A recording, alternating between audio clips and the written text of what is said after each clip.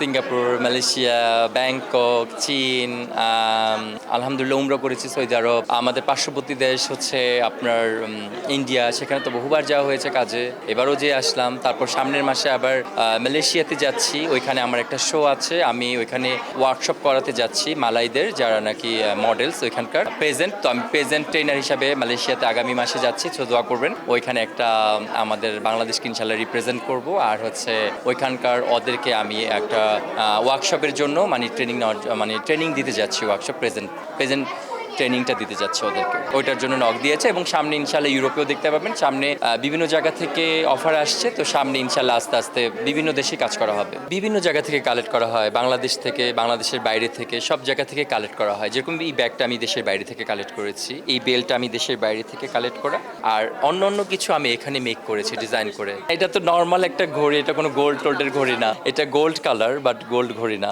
দর্শক ভুল বুঝবেন না। দামি জিনিস বললে আমি দামি বলবো, নর্মাল বললে নর্মালি বলবো। যেহেতু এটা দামি না সেহেতু আমি দামি বলবো, আমি সত্য বলতে পছন্দ করি। এটা আমি চায়নায় গিয়েছিলাম, এখান থেকে নিয়ে এসেছি।